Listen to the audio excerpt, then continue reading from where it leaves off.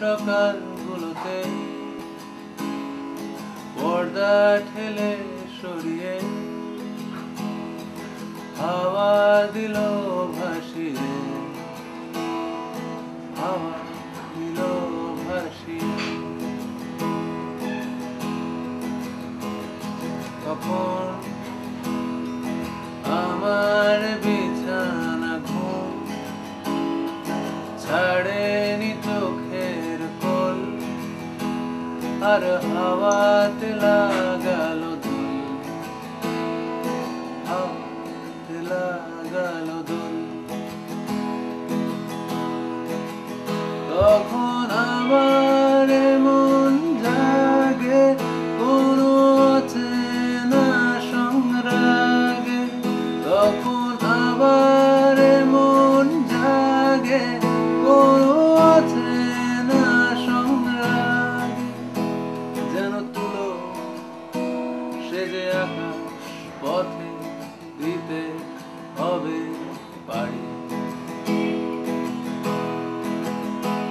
তুমি আঁচল পেতে রাখো না, আমি আসছি চলে।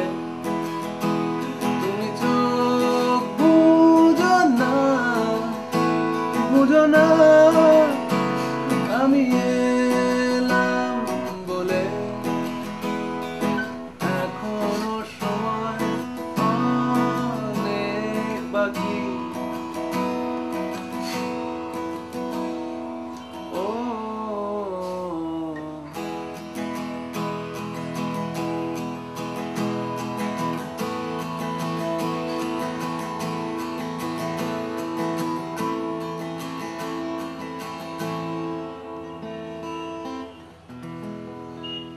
এই গানটির নাম আলস্য। এই গানটিও বিজলি বাতির মতন আমার প্রথম অ্যালবামে ছিল। অ্যালবামের গান যা হয় আর কি, যারা আমাকে পছন্দ করেন বা আমার গান শুনে অভ্যস্ত বা শুনতে আরও ইচ্ছে করে তারাই কিনে কিনে শোনেন বা ডাউনলোড করে শোনেন।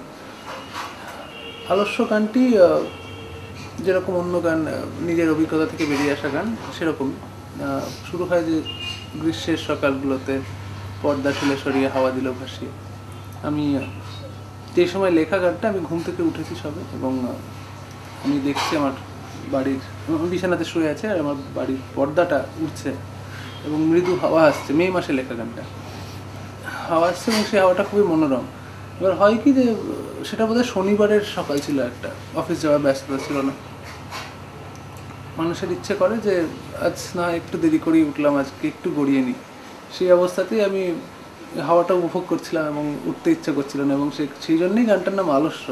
যে আলস্যে কোনো গ্লোরি নেই, মানে বলছি না একবারও যে অলসতা খুব ভালো জিনিস, কিন্তু কিছু কিছু সময় মানুষের সত্যি ইচ্ছে করে যদি একটু নিজের জন্য সময় বার করে নেওয়া যায়, নাহলে সারাক্ষণই তো আমরা ছুটছি।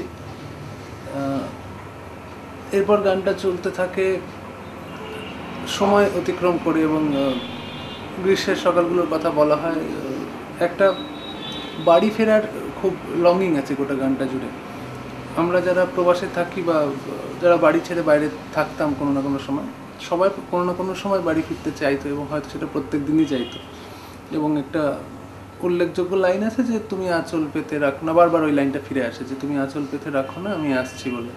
এটা মায়ের উদ্দেশ্যে লাইন, যে আমি জানি আমার বাড়িতে মা আছেন এবং তিনি যদি এটা কল্পনার ব্যাপার যে তিনি আঁচল পেতে বসে আছেন এবং আমি আসবো, সেটা হয়তো ছোটোবেলাকার আমি হতে পারি বা আমার বড় হয়ে গেছি এখন, কিন্তু সেই বাড়ি ফেরার টানটা রয়ে গেছে এবং সেই ইচ্ছেটা খুব বড় হয়ে উঠতো সে গান লেখার সময়। কারণ জাস্ট কলেজ থেকে বেরিয়ে এসে চাকরি জয়েন করেছি, তো কলেজ অবধি আমাদের অভ্যেস হচ্ছে গ্রীষ্মের ছুটি, পুজোর ছুটি, শীতের ছুটি, সেগুলো অফিস করলে পাওয়া যায় না। এবার মনে হচ্ছে যে মে মাস এসে গেছে কিন্তু আমি গরমের ছুটি পাবো না, আমাকে চাকরি করতে হবে এখানে বসে।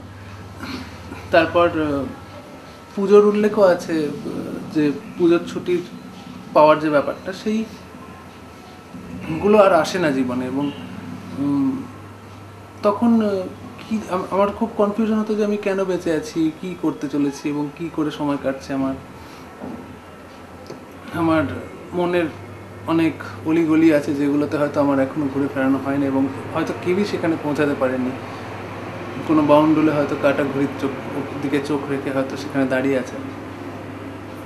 সেই একটা সেলফ ডিসকভারি, একটা নিজের জার্নি, এবং সেই সেই সব অনুভূতিগুলো থেকে এই গানটি জন্ম হয়। এবং সুরটা এমন করে করা, আসলে সুরটা তো গানের কথার সঙ্গে এসেছে, আলাদা করে আসেনি, যাতে একটা অলসতা থাকে। যেভাবে গিটারটা বাজানো হয়, যে মানে আর বাজানোর ইচ্ছে নেই, যেন এত অলস হয়ে পড়েছি, কিন্তু তবুও গানের সুর ধরে ধরে ধরে ধরে এগিয়ে যাওয়া এবং গানটি রচনা করা।